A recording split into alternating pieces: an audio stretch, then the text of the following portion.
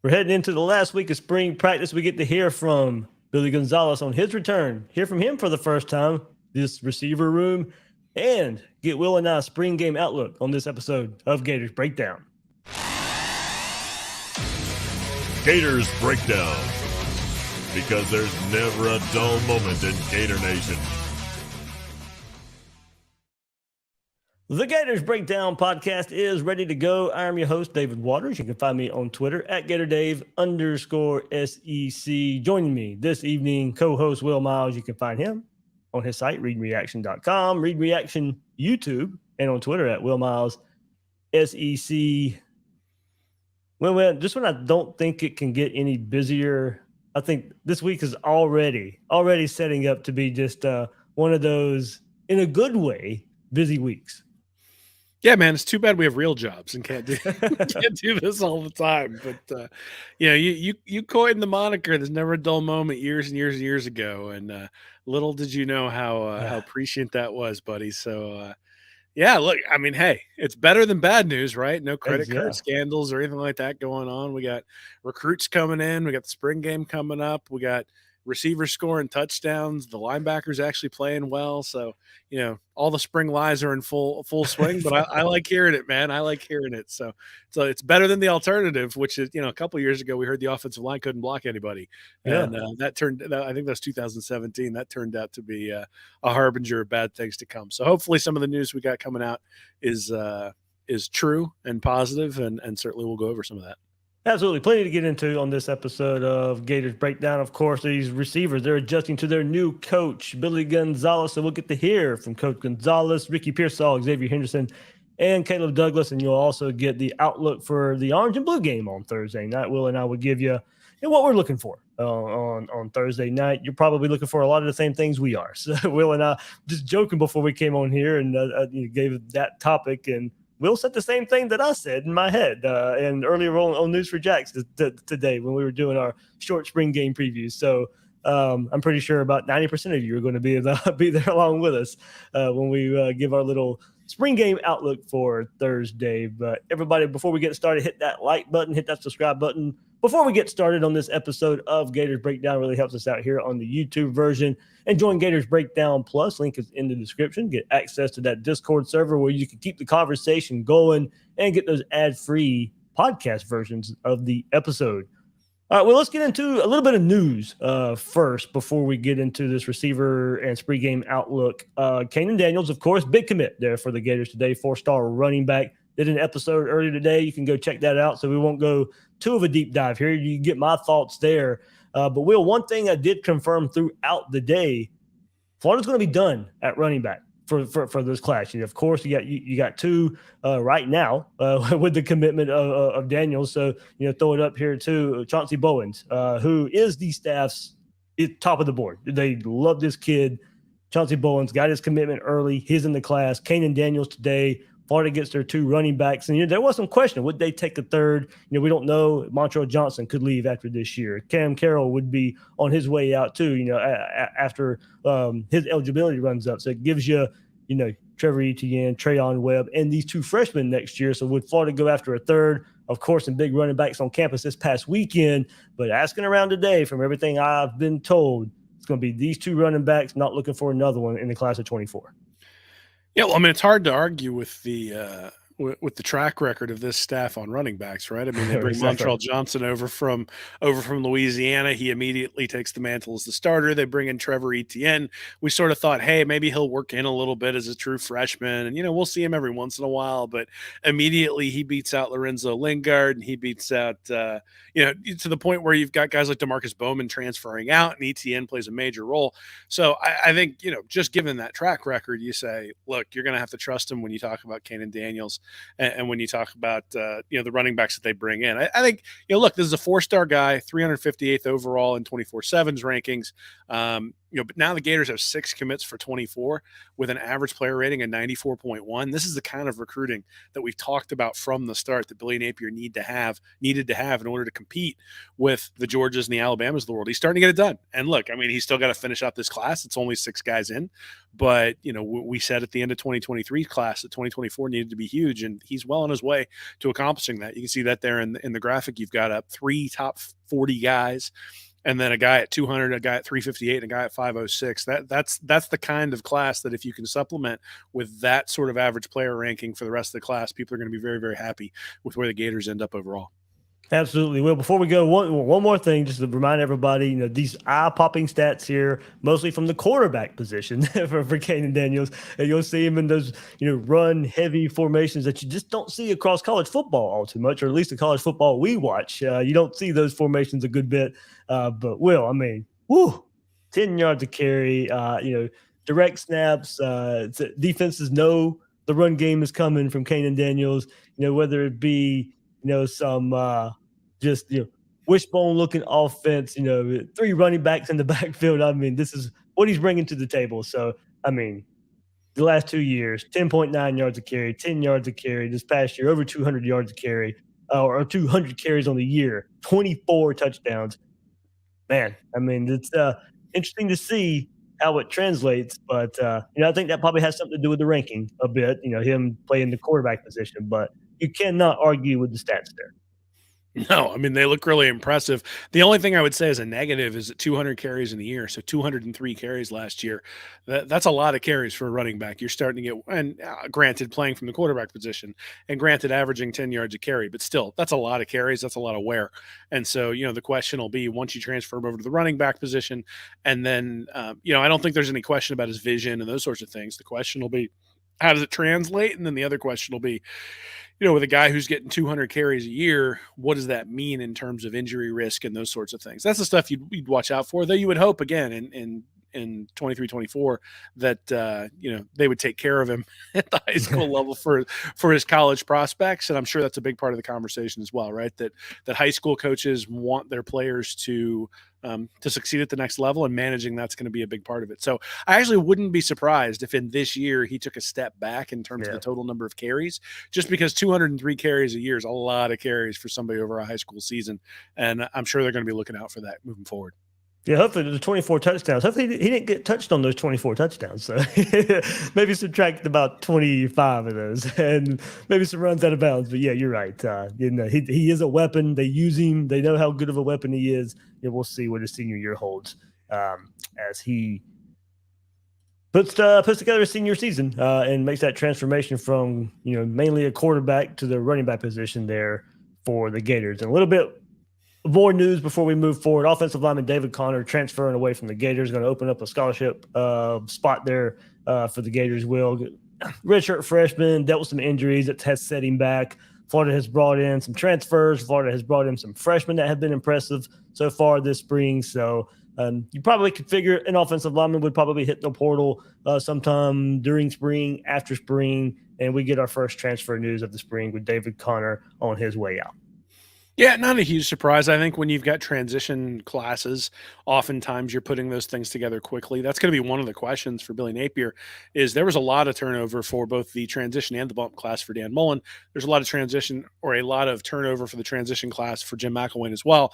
Is Billy Napier going to see that same level of transition, same level of attrition for his transition class, or is he going to be able to keep it mostly together? Now, granted, remember, go back that Napier sort of nuked the transition class and decided to build it from the ground up with guys that he'd already evaluated, guys that he was comfortable with, was asking guys to send him tape.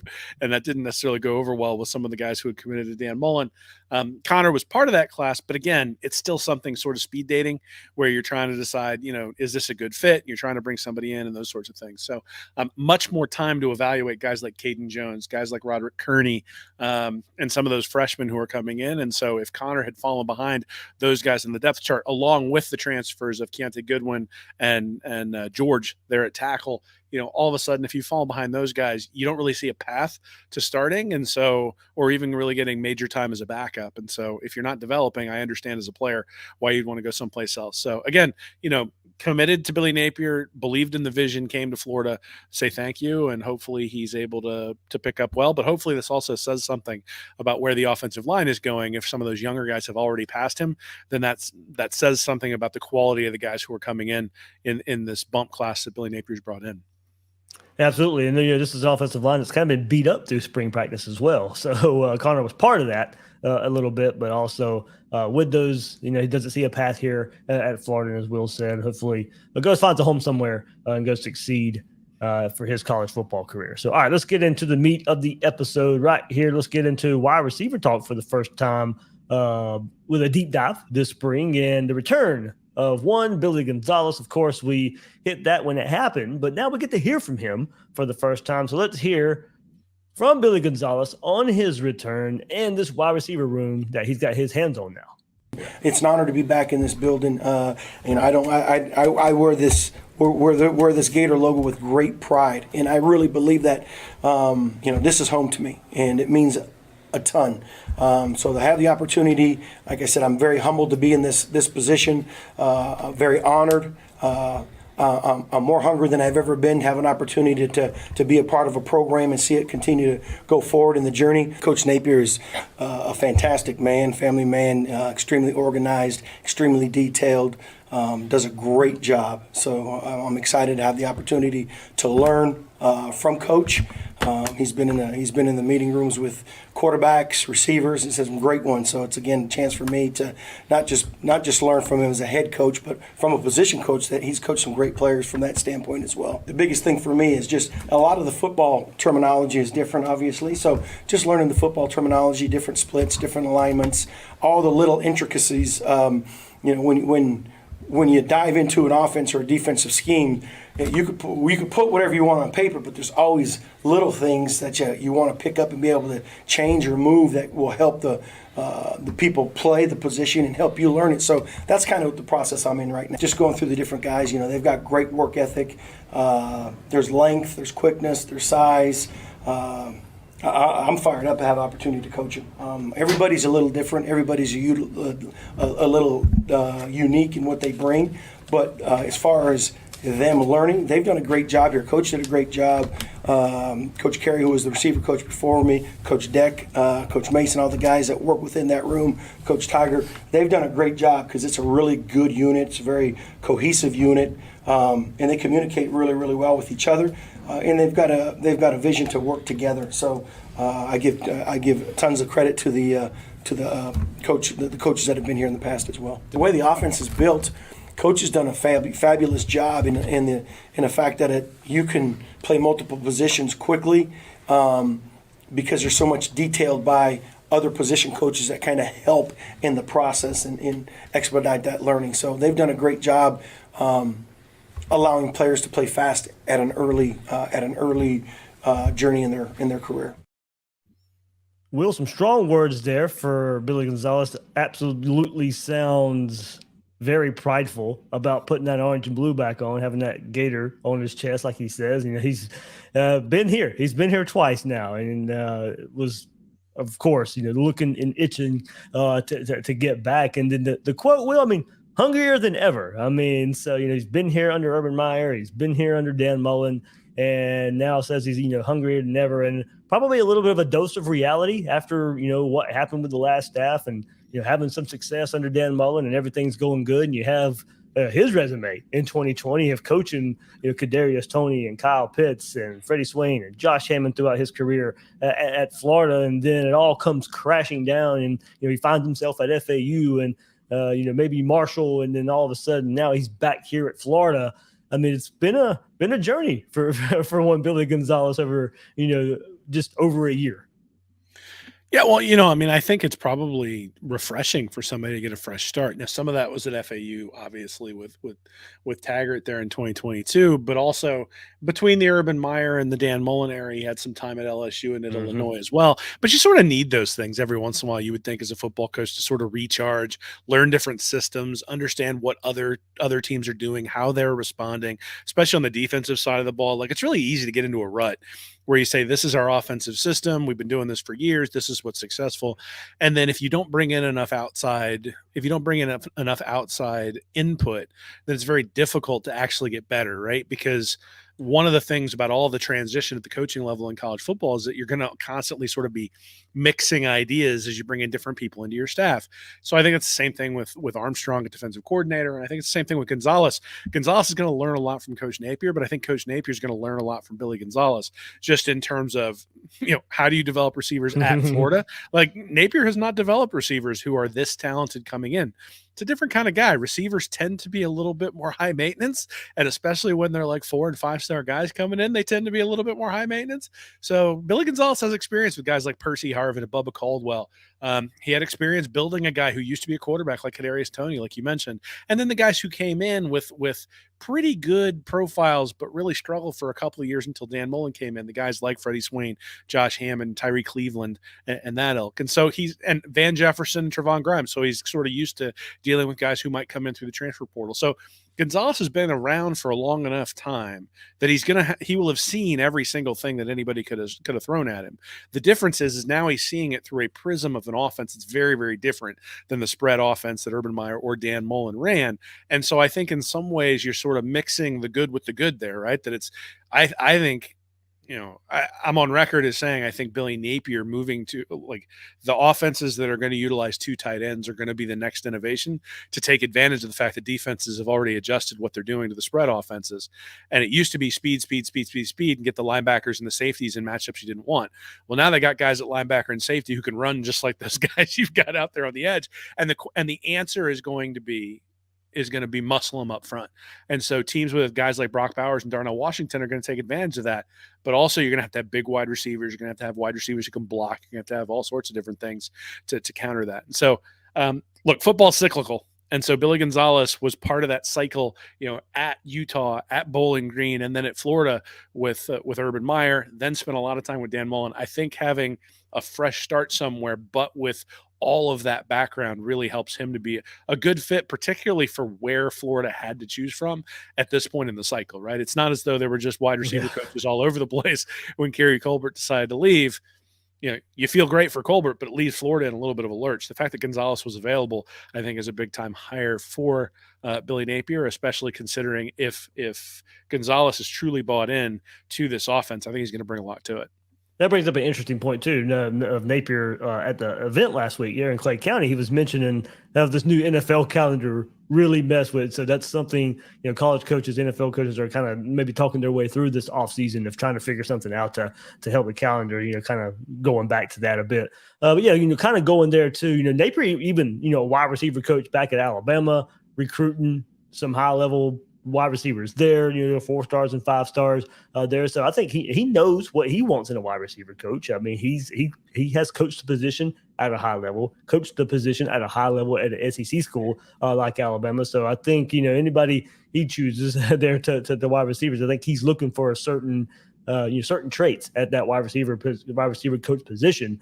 So I think that kind of speaks highly of this too. But Will, I am interested.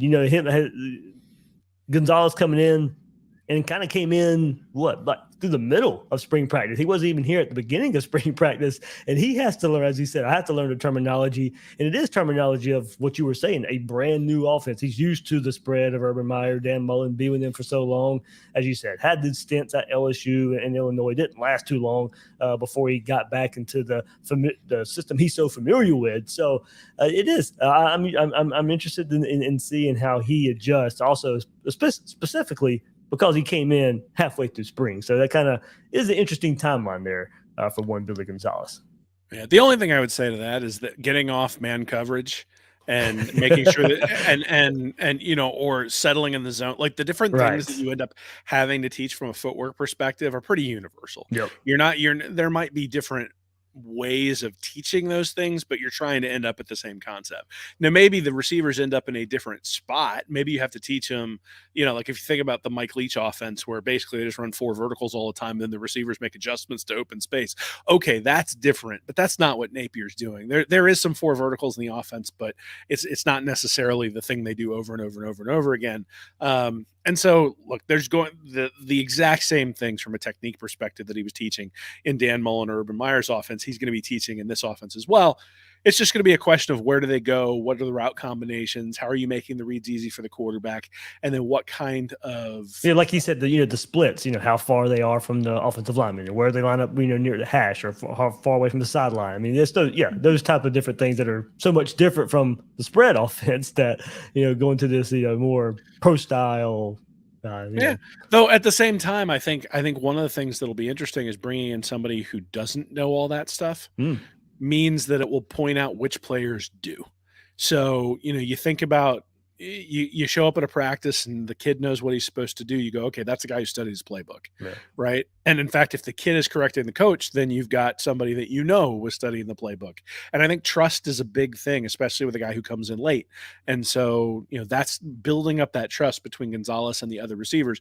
Obviously, with guys like Xavier Henderson, he was here when Billy Gonzalez was here. So there probably is a level of trust there. But beyond that, it's, okay, if Aiden Mizell comes in and we handed him his playbook and he comes in and he's prepared and he knows what he's supposed to do, and you're sort of learning it with Mizell, and you're making the same mistakes as that's going on. Well, hey, one, that's relatable. And two, it tells you whether Mizell is somebody you're going to be able to trust to study in the fall. And same thing with Andy Jean, same thing with Caleb Douglas, those sorts of guys. So look, I think whenever you go through transition, whenever you go through change, it's always a challenge. The question is going to be, does that challenge make you stronger, or does that challenge you sort of hold on to the old ways of doing things? The good news is I suspect that many of these guys committed to Billy Napier with Keary Colbert as sort of a reason, but not the reason. And so as long as that's the case, then switching over to Billy Gonzalez, especially with the relationships he's had with a couple of the guys who are already on the stat or already on the team, who know him and can sort of vouch for him and are already going to be bought in, I think makes a big difference. But like you mentioned, I mean, the timing is not great. And so the idea that Gonzalez would have been the number one choice had Billy Napier had his pick of everybody, I think is probably misguided. But given where they were, I think this is a very positive development for the team and a positive development for the wide receivers overall. Well, you talked about trust, and hey, probably the receiver he can trust the most right now is one Ricky Pearsall. So we'll get to hear from Gonzalez on Pearsall and Pearsall on his game and getting adjusted to Billy Gonzalez. He's fantastic. He's got great leadership ability. He's got good size. He's tall. He's taller than I thought he was when I was coming in. But he's got great change of direction, and he's got really good top end speed. Super smart football player. Has a lot of want. And when I say that, there's a lot of want. He's constantly texting, wanting to ask questions as far as what can I get better at? What do we do? Can we learn? How can I get open off of this leverage? Billy G, Coach G, he got a big resume. He put a lot of guys in the league. And especially here in Florida. And I'm just trying to take as much knowledge away from him as I can. I think a bunch of receiver coaches have their own ideologies and knowledge that they can give to me and I can take away from him. And that's the biggest thing for me is like how much knowledge can I take away from Coach G. He's a knowledgeable guy. He knows a lot about techniques as being a receiver. So just taking the most away from him. What was the sense of comfort? Have you picked something up? All kinds of things, yeah, all kinds of things. He's on me, and he's a big critic on me, and I love it, and that's something I needed, and I tell Coach G all the time, let's get together, watch some film, and he reaches out to me and checks on me before practice, and telling me let's have a good day today. He's a player's coach, and I really enjoy it. Biggest criticism? No, what'd you say? Biggest criticism? Like on me? Like yeah, what what's he kind of hammer you on? All kinds of things, man. There's so many aspects of being a receiver. There's all kinds of things, but just knowing your assignment, and finishing every play. That's one thing that he's big on is finishing, and getting a winning position, So those are some things that he's really big on, and obviously making a big play. That's one thing that he breaks down the receiver group at the end of practice. He's big play on three, So he's a big play guy. You got to be explosive with the ball in your hands. Just be explosive all across the board, I just break it down to the finest details. I think there's so many. I think route running is just an art, and sure. I tell people all the time that don't know really like what football is. I just try to tell them it's like Picasso out there. That's what you got to be. It's an art. There's so many different things you got to set guys up. Stems, leverages. It's you got to think like a DB. That's the big thing that Coach G always talks about is would that DB have believed that release? You know what I mean? So just things like that. I think a whole another year of experience in playing college football and another year under Billy G is going to be really important for me. You know, it's just more knowledge that I could take away from, you know, another coach that has his experience, you know, and there was NFL special teams or receiver coach that came into our meeting, and he was just giving a lot of props to Billy G. And so you could just kind of see, you know, what he means to those guys at the next level. So, you know, just taking as much knowledge as I can away from him and implement it into my game. Will, sounds like a pretty good relationship already brewing between Ricky Pearsall and Billy Gonzalez. And I got thinking, I don't know how many wide receiver coaches he had at Arizona State, but if you include Arizona State, if you include Keary Colbert last year, now Billy Gonzalez, I mean, he's at least on his third wide receiver coach, so he's getting some experience, as he said. There's different ideologies out there. So Ricky Pearsall at least on his third different wide receiver coach here. But something I'm looking forward to, Will, and the route running and catching the ball, and we'll get into just something else here. But Billy Gonzalez and his development of wide receivers, one thing they've really been known for is being able to block. And being able to block for the running backs. And to me, Pearsall was already pretty good at that. I'm ready to see maybe even another leap there. I'm, of course, looking for leaps as pure receiver and all the abilities it takes to be a wide receiver. But there has been a reputation of being a good blocker that I saw last year. I want to see a jump there. But well, we got to remember, Pearsall didn't go through spring last year. He was a late transfer. He was very limited in fall camp last year as well. So this is his first conditioning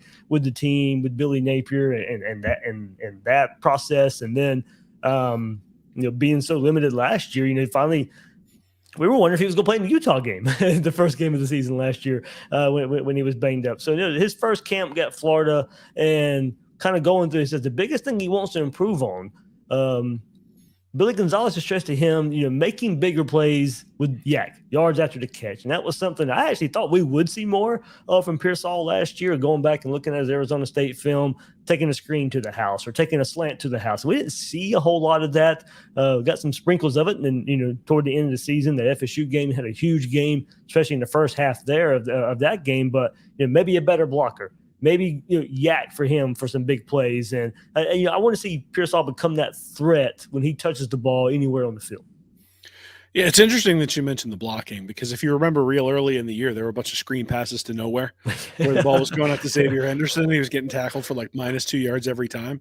And in many ways, that was because the Gator receivers were struggling to block at the point of attack, right? They had a numbers advantage, but when the ball got out there, they couldn't actually get the guy on the ground in order to give the receiver an opportunity to go. And so they had to make adjustments. They wound up going downfield much more often. That fit Anthony Richardson's skills and abilities better, but all those digs and hitches and all that stuff where Pearsall was open over the middle, that was sort of in response to, we're not really getting what we need with these outside with these outside screen passes, where we'd like to use that as an extension of the run game. They just really weren't able to do that for most of the year. Now, they did make an adjustment and bring Pearsall in closer to the line of scrimmage, had him running more reverses and things like that sort of towards the end of the year. I suspect we'll see some of that as well, because he proved to be pretty adept at that sort of thing. You'd love that. But before you go further, that's where I noticed his blocking too. When they brought him closer to the line, that's where I noticed he was a pretty good blocker at the same time.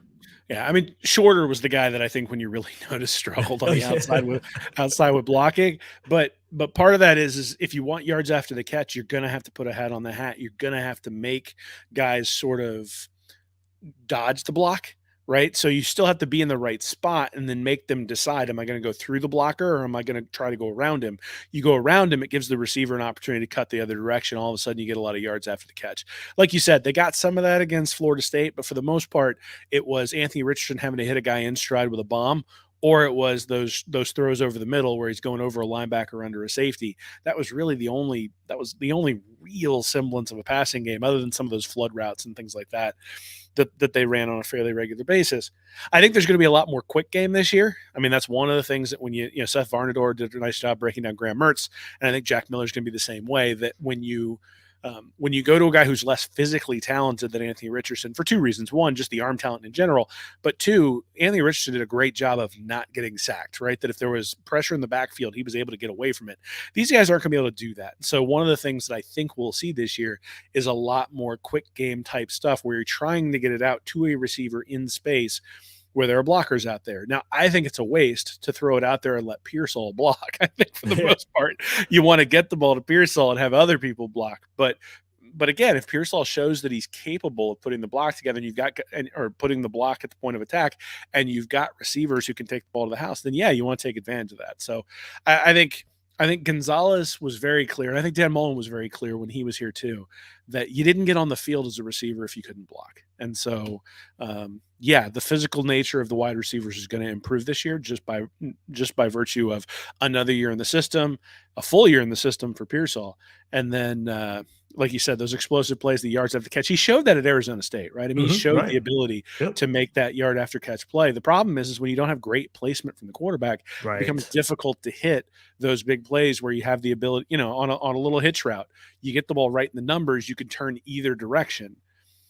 Or there were times last year he's going over the middle and the pass is behind him. He can't stay in stride too. So yeah, those went through my head as well.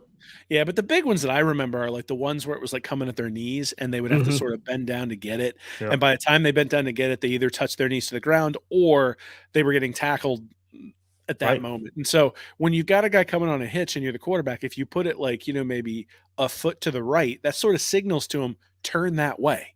You put it a foot to the left, it signals to him, turn that way based on the defender. And that kind of precision really makes a difference when you've got a guy who can generate a lot of yak. So, that's going to be the difference maker, I think. When you look at a guy like Mertz, what can he do better than Anthony Richardson? There's not a lot that I think he's going to be able to do, at least not physically, compared to Anthony Richardson. But can he have ball placement on the quick ball things, where in the quick ball game where you've got receivers out there blocking, but giving them direction in terms of where the yards after catch are going to come.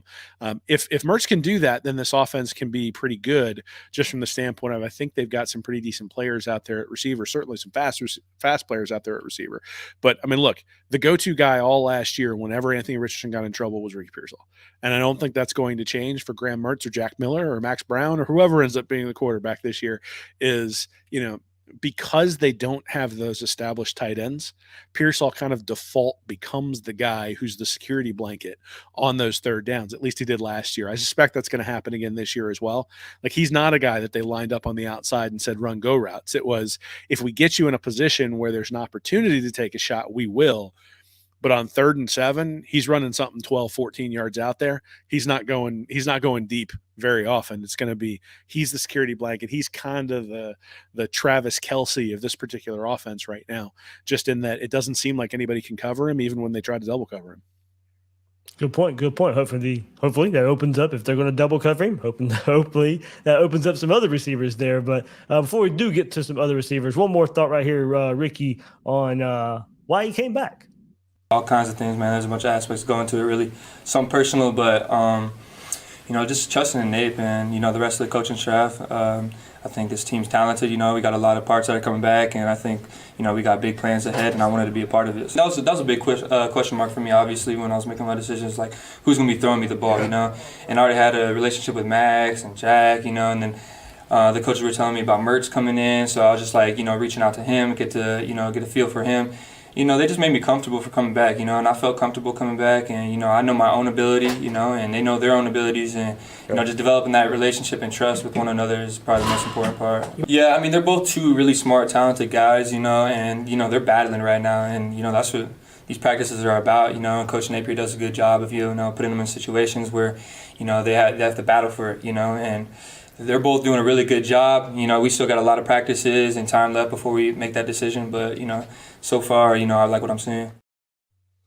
There we go. Sounds like quarterback was a big part of Ricky Pearsall coming back. And look, I know he got really close with Anthony Richardson, and Anthony Richardson was a big choice or a big reason he chose Florida in the first place. So doing his quarterback research, homework once again, brought him back to Florida instead of trying his fortunes in the NFL there, Will. So Ricky Pearsall coming back, thankfully so. Now, I do wonder, had he known Keary Colbert was going to go, would he have left? But, that's just, revisionist history and maybe something to look back on. But, yeah, quarterback a big part of it, and he's kind of just believing in what Billy Napier's building here.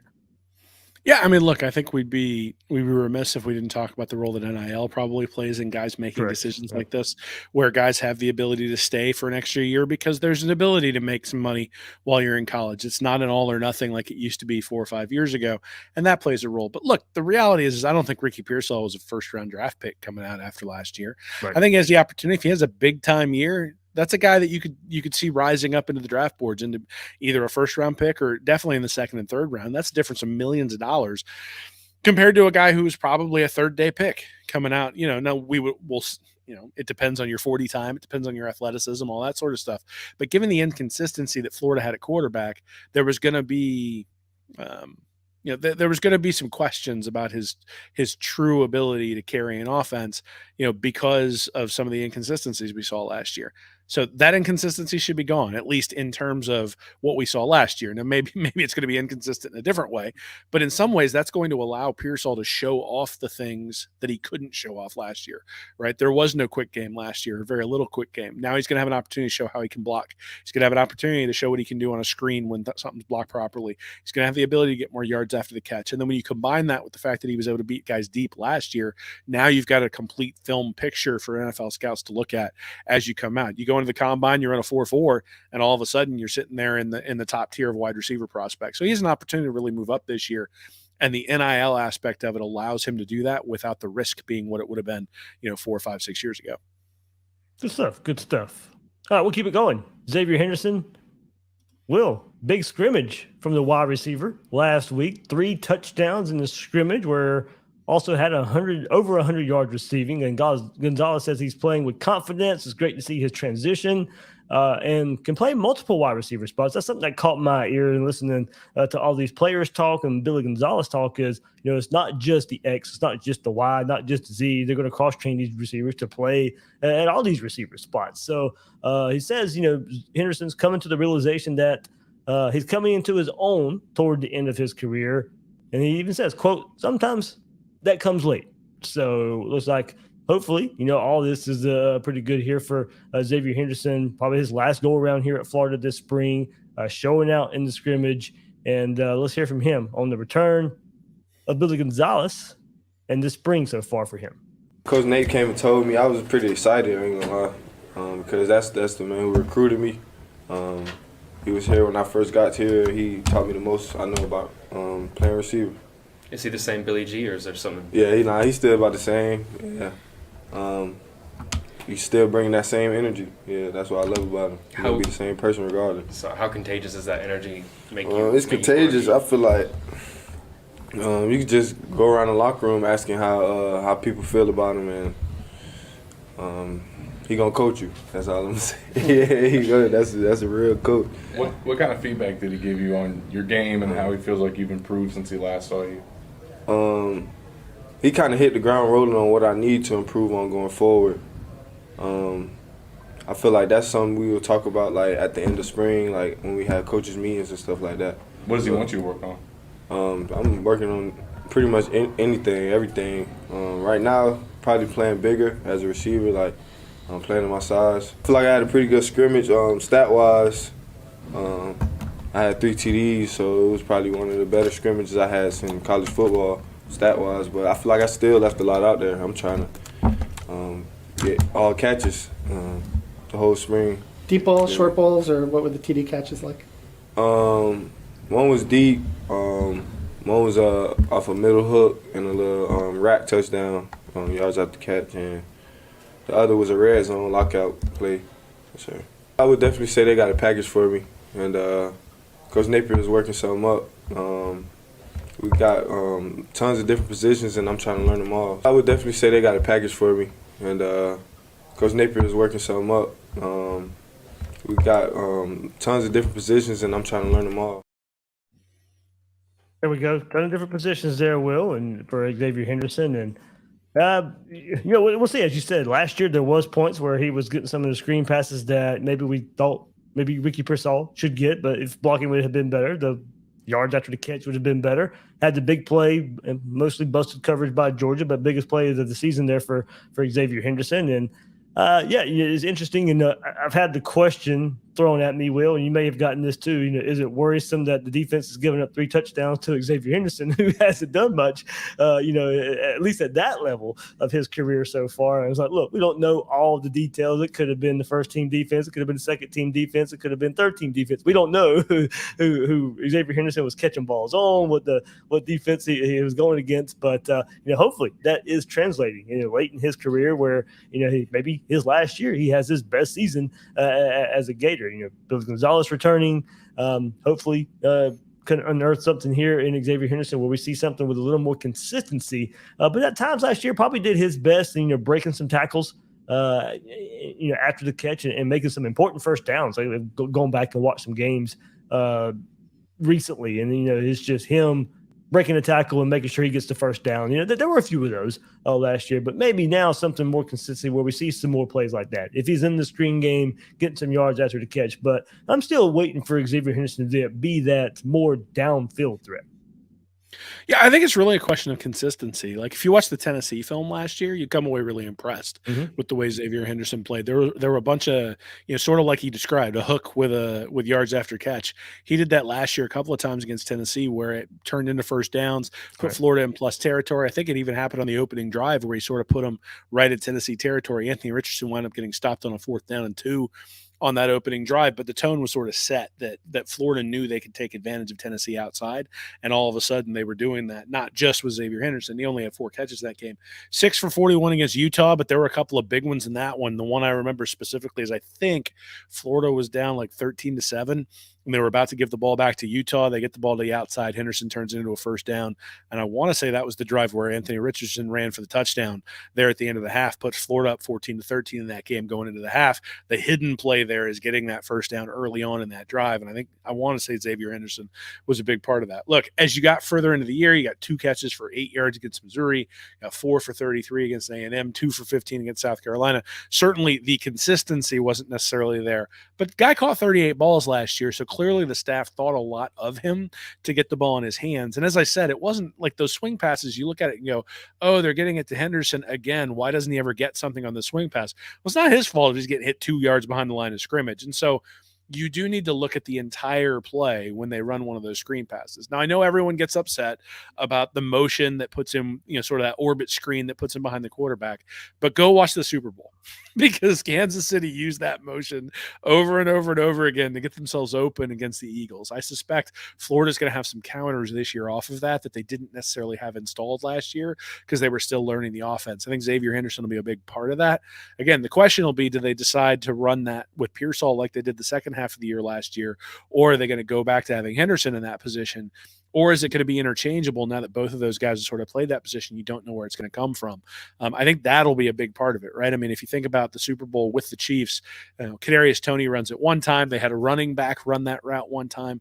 They really made it to where the Eagles didn't know what was coming. If they can do that, then I think, Henderson. I mean, look, Henderson is going to be the guy who you look at and say Pearsall's the definitive number 1. Henderson, if he can be the number 2, then you can't, and he can be effective and start to make those big plays, especially yards after catch, then you can't just double Pearsall indiscriminately. And that'll be the thing, is he's got to be good enough to be able to free up Florida's other wide receivers to where you can't take away Pearsall. And then you're sitting there going, who's left? Who's going to step up? And last year, in many times that was sort of the case, and Pearsall was still able to get open quite a bit. But you had a defense where they're sitting there going, we kind of know what's coming. We know where the ball is going, and Henderson should be this year. His job is to make sure that people don't know where the ball is going on 3rd and 6. Who's it going to go to? Where are they going to take the shot? Who's going to get it? The more you can do that, the more you can spread out the defense, the more success you're going to have.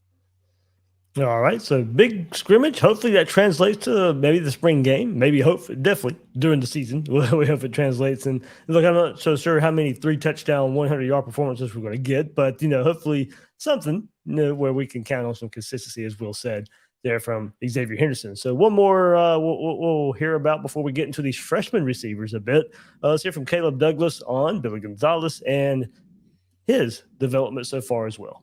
Working with him so far, he's like very, very like things to a T. Okay. So like we out there blocking, you want to get the backside, you got to go get the backside. Ain't no lollygag and no lofting, none of that.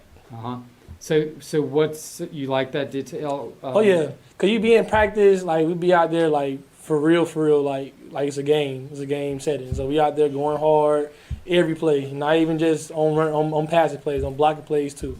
Okay. I feel like I developed a lot. I feel like my route running has became more of a like bigger. I feel like all I had last year.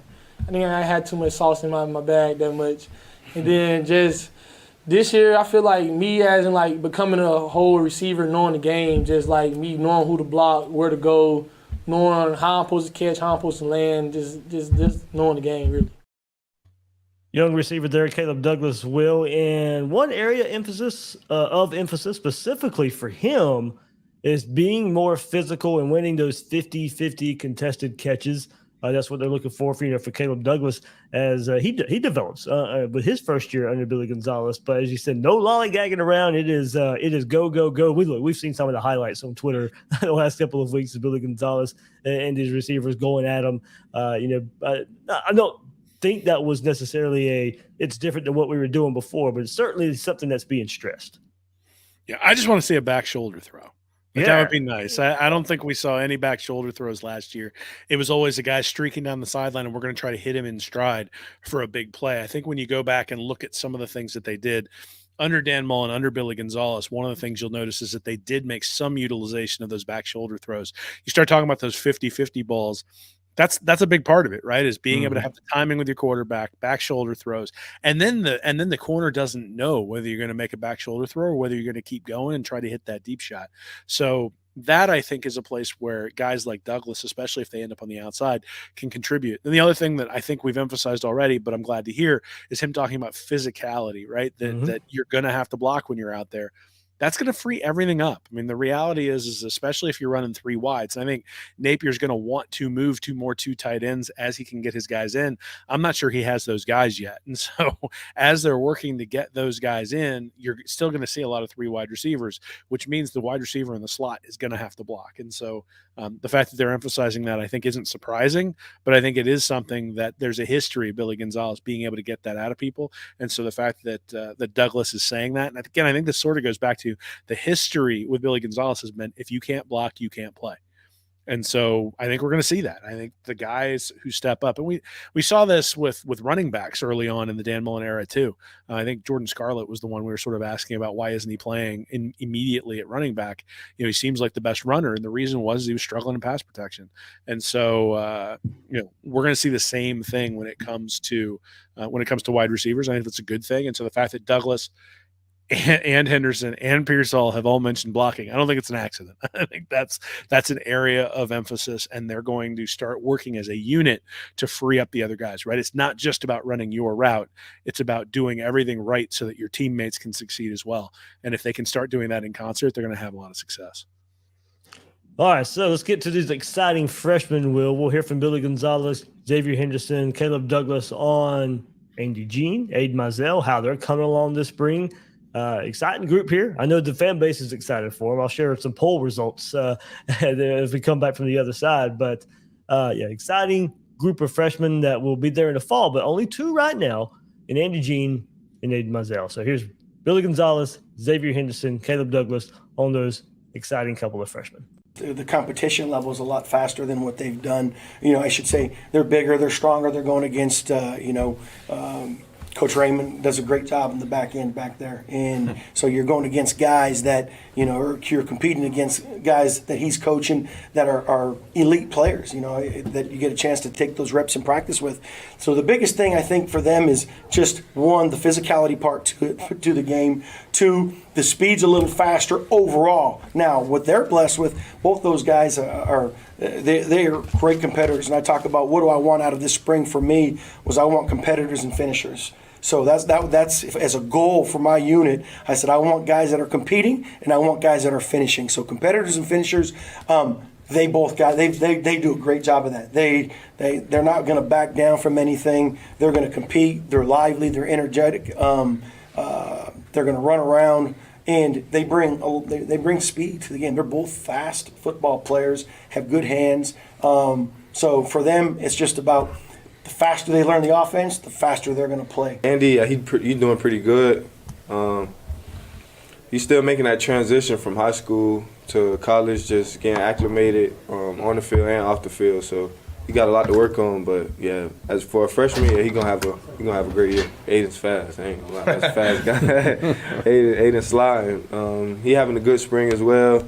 And just like I said about Andy, they still kind of young. They still getting acclimated, like just making that transition from high school to college. But they got some speedsters going in for this next recruiting class. Ain't gonna lie. You think Aiden's the fastest guy on the team? I don't know. We got a race. I don't know. You think he could beat you? He probably could on a good day, yes sir. He probably could. I ain't gonna lie. This is just my confidence. I would never say nobody faster than me. So, who do you think could beat him on the team? If you had to pick a guy, I'd probably say Jamarcus Weston. He probably fast. He's sliding. Jamarcus, Burke up there too. We got some fast receivers. We got some sneaky fast guys though. So I'd probably say like Khalil Jackson. He up there too. Trevor. It depends on what we running though. Yeah. Yeah. So like if it was a 20, I'd probably give it to like Trevor. 40 and up is out of me, Aiden, and yeah, probably Khalil. But Aiden is fast on the team. Well, when did his speed first kind of stand out to you? I know for a fact when we was out there running, we had like the last month of identity, I want to say. We out there running like our flying 40s, and like we running, Aiden just right by everybody. We're like, ooh, Aiden running. What does he have to work on in your mind to be able to take that speed and become a... Really, everybody got to work on the same thing. We all got to just become, I say, more consistent in our blocks, more consistent in our route running, things like that. When you look at a guy like Andy Jean, what stands out about him? And Explosive. He's extremely explosive. For like him? he's very, very fast, very quick twitch, getting out his breaks well. Like he's great. When you look at what maybe a guy like that has to improve upon, how comfortable are you talking to a guy, just being in your second year and giving them advice? Me, I'm just telling them yeah, because we really like kind of like the same. We both classified as freshmen still, so I would tell them come in having it's bigger than football. Like you playing for the person next to you, like reps, even blocking, all that matters. So don't just come in. I'm telling everybody, don't come in thinking just I got to get me. You got to get everybody because it's a team. It's a team, Will, and hey, I think these group of freshmen are going to improve the team because I think they are proving to bring some competition into this room. Those guys are going to work their way into getting some catches. Caleb Douglas even extended that a bit. He goes, even for his first season last year, he said it was the speed that was the hardest adjustment. It's like knowing what to do when you're supposed to do it. Because if you can't go out there thinking you might be fast, but you're not playing fast if you're out there having to think about what you're doing. So adjusting to the game speed overall is the biggest change that there was for him, and now he's seen it with these freshmen as well. So Will, probably no surprise. I threw up a poll last week on Twitter. It said, assuming Ricky Pearsall leads Florida in receptions for the 2023 season, does a true freshman, that would be Gene Mizell, Wilson comes in the fall, end up second in receptions? Out of 1,457 votes, 84.1% said yes, that a true freshman would be second in receptions. So, look, of course, there's a lot of excitement around this freshman group. That's one reason I posted it. I was like, let me get a gauge on this. Just how excited is Gator Nation for these true freshmen? And we see all the highlights of Aiden Mizell, catching that pass deep down the field from Max Brown a couple of weeks ago. We've heard the practice reports of Andy Jean of how fast he is and how good his route running is. And, even more confirmation from these players, you get him in and out of breaks. He's a great route runner. He knows what he's doing at this level. So two guys with speed. I think there's a lot of excitement on here. It could be too much, to sit here and say one of these guys are going to be second receptions when you have some guys who have been on campus and played a lot of football like Xavier Henderson and now Caleb Douglas, who played a good bit last year, and maybe some other guys looking to break out. Quavion Frazier, still him in that group as well. And a guy like Marcus Burt looking to break out this spring as well with a little bit of experience behind him the last couple of years. So there are some guys to jump for them to be in that second spot, but at the very least, I do think they make this room better just by the competition. They are already proving that they can go out there and go against these guys that have been on campus for a couple of years.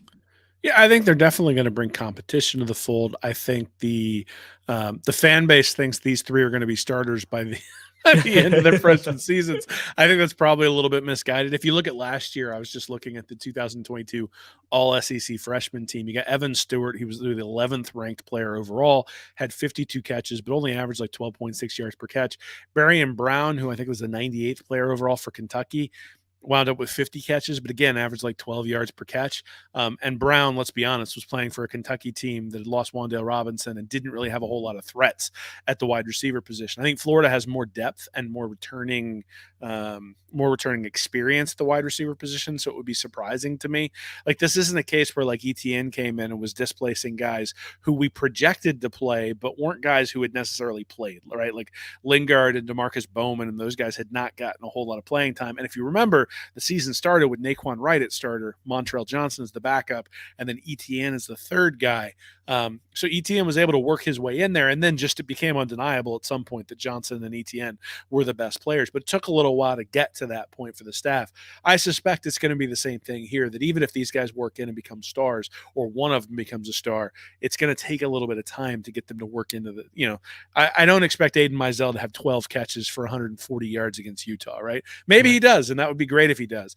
The other thing is I don't think all three of these guys are going to work out, because statistically that doesn't really happen. You recruit three guys at this level, you hope that two of them turn out, but you probably figure that one of them really turns into a star. But one star wide receiver is a big deal when you start combining them with guys like Ricky Pearsall and Xavier Henderson and Jaquavian Frazier's and even Ty Bowman, right? I mean, being just a solid possession receiver. All of a sudden now you've got a group of receivers who can stretch the defense and put the defense in situations it doesn't want to be in. Hey, maybe all three turn out to be stars, but I think that expectation is probably misguided. I don't think that any of those three guys is going to be second on the team in receptions. I think when you look at the number of balls Pearsall got, the number of balls that Henderson got, those are the two main guys I look at and say, I think those guys are going to be around 40, 45 catches.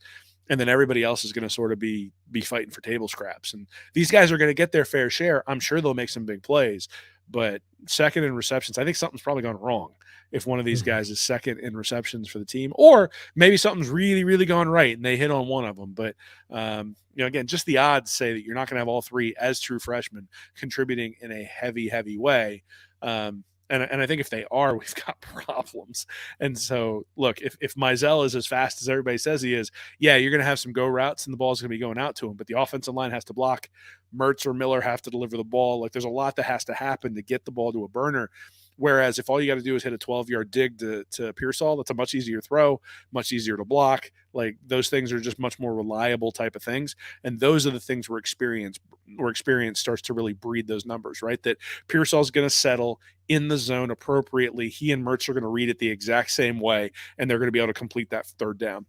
Mizell, Gene, and Eugene Wilson, those are guys who won't necessarily have that experience. Are they going to continue through the zone and all of a sudden it looks like Mertz is thrown at 3 yards behind him because he was expecting the guy to stop? Those sorts of things are the things that I think you might want to look for, especially in the spring game, to see where these guys are. Now, I do think they're going to be prominently utilized in the spring game. I think everybody's going to come out of the spring game excited about what they've seen with these guys.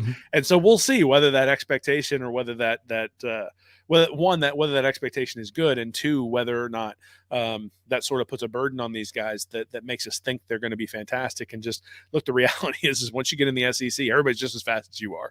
And so, you're not just going to be able to out fast everyone. You're going to have skills. You're going to have to build in all these skills Billy Gonzalez is trying to build into all the receivers right now. And certainly the guys with experience, I think, have a leg up. Yeah, it will be interesting to see. I like you, Will. I do expect Thursday night these guys to be featured prominently in this past game. Be interesting to see how the teams are broken up and see if they're on the same squad. We'll see how it goes. I'm sure the depth chart will be released at some point Tuesday or Wednesday before the game, and we can overanalyze the depth chart for a spring game. But it will be interesting to see. I'm like you. I do expect those guys to be getting a high number of targets and some catches, hopefully making some big plays there on Thursday night under the lights in the Swamp for the spring game. So, yeah, excited to see those young freshmen, Eugene Wilson, to add to that duo in the fall. But speaking of Thursday night in the orange and blue game. Will, let's give a quick outlook of just kind of what we're looking for in the spring game. One thing, and I'll pop it up here. Harrison Sanchez sent in the YouTube chat. David Will, is it a red flag to you that Mertz has not separated himself as the number one quarterback yet? So, man, I tell you, that's an interesting topic.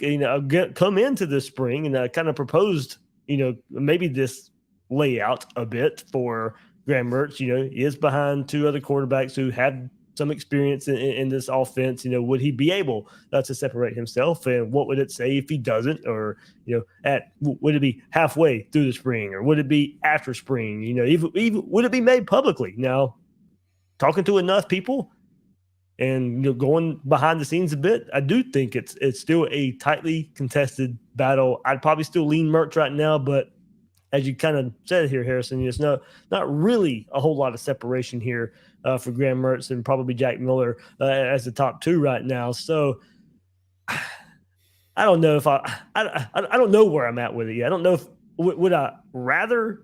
I think would it be more ideal if we had here? Yeah, he's separated. He's by far the better quarterback out there. Yeah, I'd rather that be the case. But I don't necessarily know it's still a red flag yet that we haven't heard so. And then at least publicly, I don't think Billy Napier. I mean, look, I asked him about it last week. He's not necessarily ready anytime soon to name it, at least publicly. So red flag, yes. Concern, I won't go that far yet, Will. No, I mean, look, I think it all comes down to expectations. I mean, whenever we have sky high expectations and the reality is below that, we get upset. Whenever we have very low expectations and someone exceeds that, then we're happy. And so one of the reasons freshmen are so much fun is that you sort of go in with we don't know which one of these guys is going to succeed. And one of them pops up and, hey, he's exceeded expectations. So we're very happy about it. Then they come back for their sophomore year. We expect them to take another jump. And if they just reproduce what they did their freshman year, we go, well, that was kind of underwhelming just because of expectations, not because the productivity changed. And I think that's the question with Graham Mertz is I don't have enormous expectations for what Graham Mertz is going to do. I think he's going to be a serviceable quarterback who ends up right around average. I think that's probably where he ends up. Maybe he exceeds that a little bit and ends up being slightly above average. I don't think he's going to be able to replicate the overall productivity that Anthony Richardson had last year, but I think he might be more consistent. And that might be what this offense needs in order to win 8 or 9 games, as opposed to last year where, we're scoring 40 points against FSU and Tennessee, but it's not enough to win those games because those teams, I think they averaged 42. Georgia, Florida State, LSU, and Tennessee averaged 42.5 points against Florida last year. So you could get a great performance from a guy like Anthony Richardson, didn't make any difference. I think – so what are my expectations? My expectations are quarterback rating around 135, 140, a guy who's managing the offense, runs the quick game well, and is able to make Florida much more reliable in the red zone. And if he can do all of those things, I think the offense will approximate what it was able to do last year. But I still think we'll be looking at it at the end of the year going, is Graham Mertz the long-term solution at quarterback? No, he's a bridge to guys like DJ Lagway and Austin Simmons. That's just the reality. I think you can probably say the same thing about Jack Miller in terms of expectations. I actually think Miller probably has a little bit more upside just because he's able to run the ball a little bit more than Mertz is. But again, if you're sitting there sort of splitting hairs, I don't think either one of them profiles as a guy who's going to separate. So my expectations were that there wasn't going to be any separation. So it's not a red flag sort of meeting what my expectations are. If Mertz had separated himself, I don't know what we would say about that. I don't know whether we would say, well, that's because Mertz has definitively improved and that Wisconsin offense was garbage, or whether we would say Mertz is separated just because the other guys on the roster aren't really all that good, right? And we'd have the same question. It's the same thing in the spring game when you watch the offense play the defense and one lights up the other. You go, I wonder which one it is. Is one of them good and the other one, or is the other one bad? And you sort of ask that question. So a red flag, nah, I think it sort of fits within the expectations of what we would have thought. If Mertz was running away with a job, could be a red flag. I think what the red flag is going to be who comes in the transfer portal, or, there's been talk about Austin Simmons reclassifying and coming in with the 23 class. Right. Whatever ends up happening at that quarterback position, I think will tell us a lot about what's happened in the spring, right? I think that's going to tell us more than any separation of the quarterbacks or who plays what in the spring game and all that sort of stuff. If those guys are evenly matched and Napier doesn't think they're good enough to win in the SEC, you'll know by who comes in through the transfer portal. If those guys are neck and neck and Napier thinks they're both good enough to win in the SEC, I think you'll also know by who comes in the transfer portal. And so I think that's probably the thing where you watch and try to understand exactly what's going on at that position. Yeah, Thursday night would be interesting to see maybe how the teams are broken up. I wouldn't even really go by who lines up with quote unquote first team if that's what we get. If we get is it a mix up of rosters? Is it first team, second team? Is all that clear? Last year it was pretty clear. Anthony Richardson was there with the ones. You saw that. Jack Miller there with the twos. So we'll see how it plays out. Those guys took the majority of the snaps in the spring game last year. I wonder if if it's the same. That's probably something I'll be looking for. I do think it doesn't really matter. Both guys will get reps with the ones. It's kind of how it's been throughout all the spring practice so far. So whoever, if there is a one offense, whoever gets to start, not necessarily going to signify anything to me, given what we've been hearing all spring anyway. But I think a lot of it does come to your expectations of Jack Miller, because he's been there. I haven't been that high on him ever since he transferred from Ohio State. Anyway, if there isn't any separation, that's probably where my concern comes in the most, because my expectations are just not high there. And I saw it in the chat. Is there the possibility that he's better than we believe? Maybe so. I think that injury in the bowl game performance last year. We'll see how much that meant for Jack Miller coming into this season, but. Speaking more specifically for Thursday night offense, quarterbacks are a given there. But I'm going to point him out. I pointed him out coming into spring ball. I'm going to point him out again in the spring game. One reason, they were a huge factor last year in the spring game at the tight ends. I want to see if Arliss Boardingham gets the targets. Is that guy run after the catch, making some things happen right here? If it kind of translates from everything that we've heard all throughout spring of him being unguardable at times, is he going to be able to garner some catches there? But we don't know. It's so weird for both sides of the ball. The combinations, the offensive line we've already heard is beat up a bit. So Florida's starting 5 offensive linemen may not even play together in this spring game.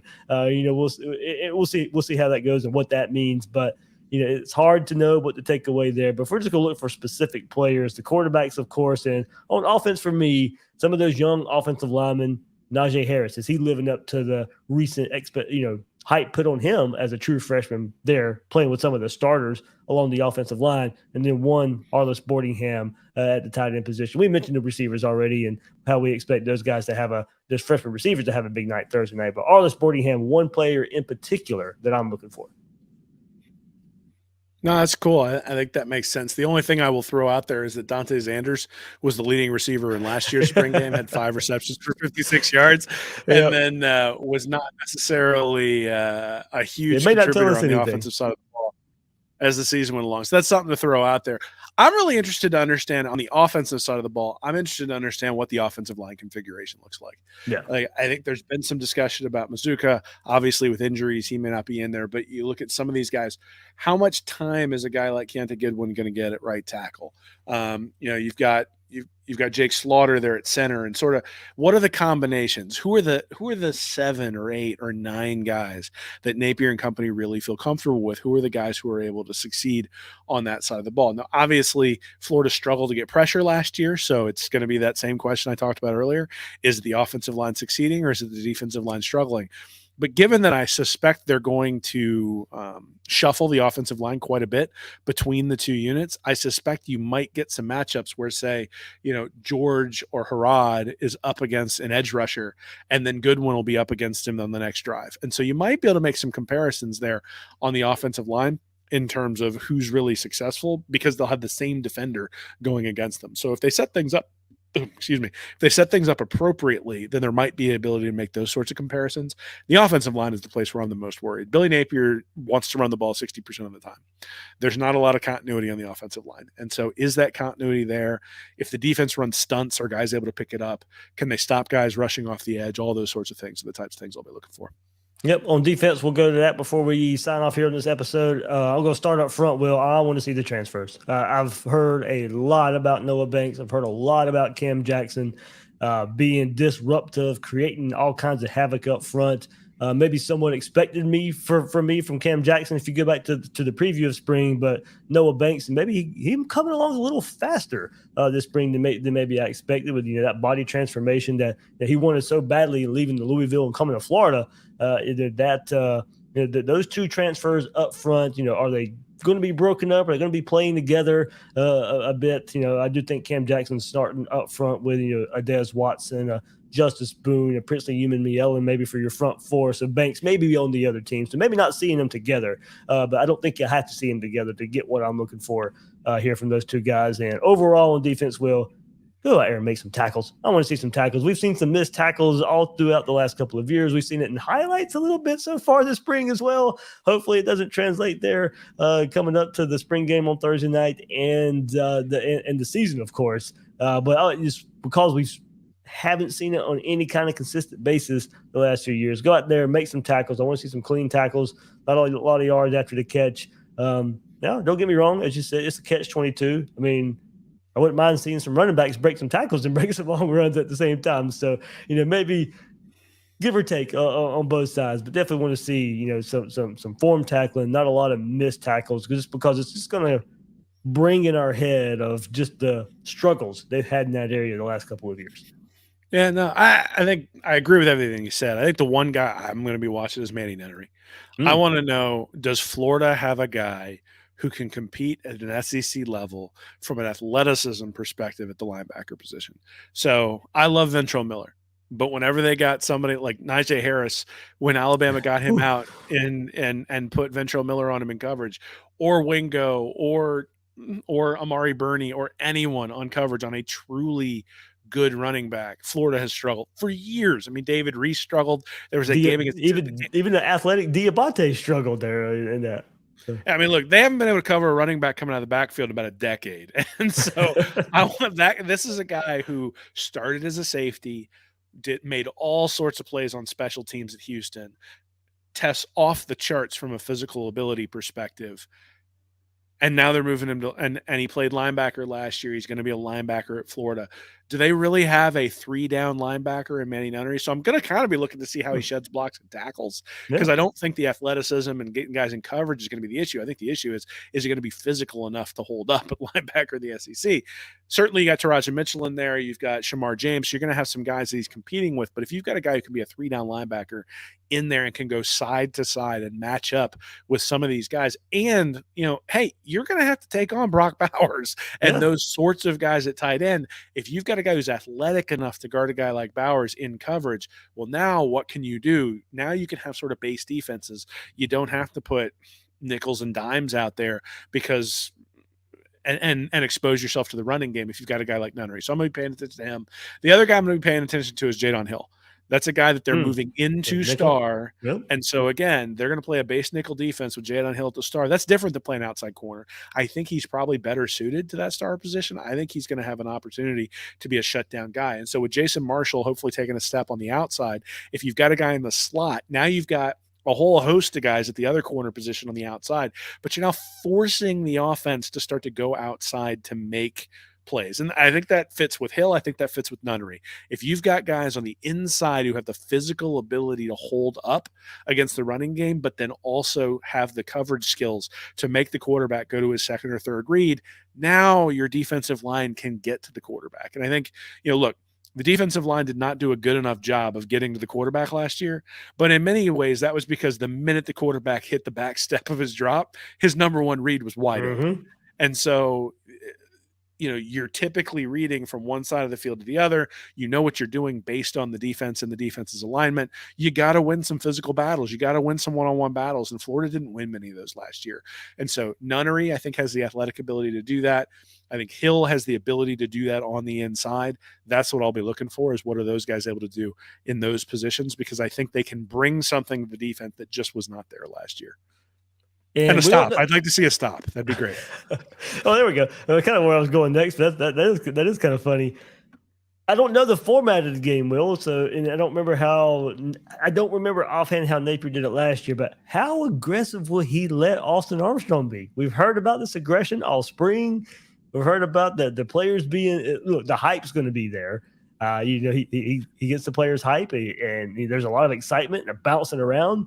But what about the aggressiveness that we hear? How much blitzing is Billy Napier going to allow Austin Armstrong to bring? All these exotic looks. Now, of course, you don't want to put too much out there on spring, but you want these players to play within the system and within the scheme and learn there. So I think we'll see some of it, but kind of even overall on defense, maybe a pep in the step, some aggression there that really does translate into some better production. If it were up to me, I'd say blitz the hell out of everybody and make sure that the offense knows what it's doing. Exactly. Right? Because Utah's not going to come in the first week and be like, well, it's the first quarter. We're going to let you ease right into it. They're going to try to put pressure on Mertz or Miller and force them to make mistakes. They're going to test the continuity of the offensive line. I think you'll know pretty early on if Florida runs a couple of stunts, you'll be like, okay, this is a real defense. Yeah. If they just sit there and try to go one-on-one and say, let's see who can win the physical battles, well, that tells you something, but not quite as much as because a big part of offensive line play, a big part of quarterback play is not necessarily do you win the physical battle. It's can you deal with the chess match when all of a sudden the defense is sending 4 guys from one side and the right tackle's sitting there with nobody to block. Like, what do you do? Is the offensive line able to pick those guys up? Are you able to make side adjustments? Are you able to get the ball out to hot routes and all those sorts of things? I don't know. I don't suspect they're going to give him the opportunity to do that. I think in the scrimmages, they're probably doing that and playing the full defense. I think in this one, they'll play it a little bit close to the chest. But how many times does Princely fall back into coverage and Scooby comes around with the blitz instead? So I tell you what, if Antoine Paul Ryland falls into coverage in a zone on a wide receiver, I might lose it because every time they did that last year, it turned into a giant play. I love Paul Ryland; he's great as an edge rusher. He ain't a guy who should be guarding wide receivers in a zone, at least not on a regular basis. Look, you can do that sometimes, but when you're doing that a ton, you're going to run into problems. And one of the things that you've heard universally about Austin Armstrong is that he's just aggressive. And the reading between the lines is that the energy and the aggressiveness was not there last year under Patrick Toney. Like they're saying nice things about Armstrong, but the fact that they're making those statements indicate that those things were missing last year. And so look, I mean, Patrick Toney is a more laid back guy. Austin Armstrong, clearly not. But I think that energy is probably the thing you're looking for. And again, the things I'm looking for in terms of Hill and Nunnery on the defensive side, I don't think you need to necessarily see the entire scheme. Yeah. I'm interested in when there's a one-on-one matchup, what's Manny Nunnery going to do? When there's a tackle or when there's a guard coming around pulling, he's going to drill him in the hole. Does he take on the block?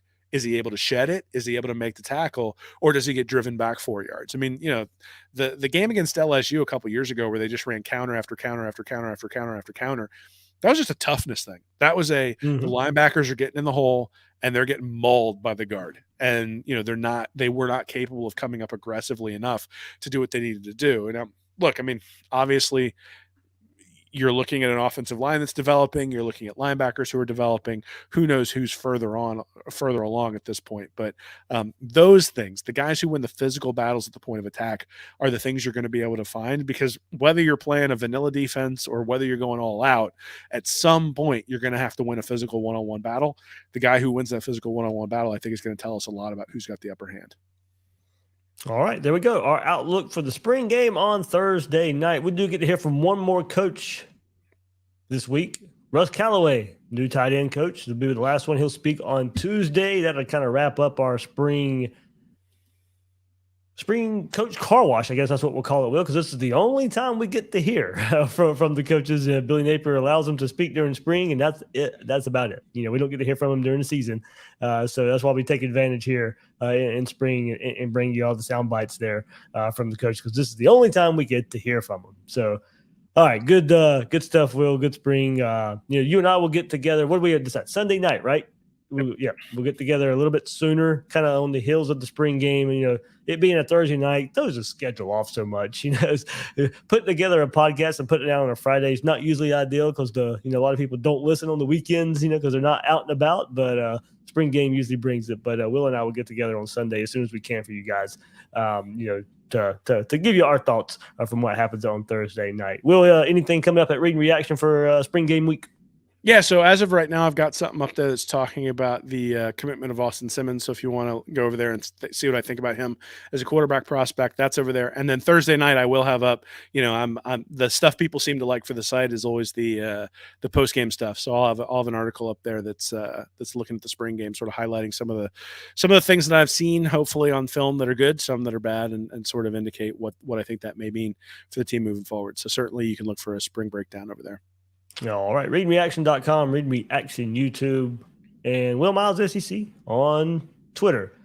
That'll do it for this episode of Gators Breakdown. Hit that like button, hit that subscribe button before we end it right here. I am your host, David Waters. You can find me on Twitter at GatorDave_SEC. Guys and girls out there, thank you for joining us on this episode of Gators Breakdown.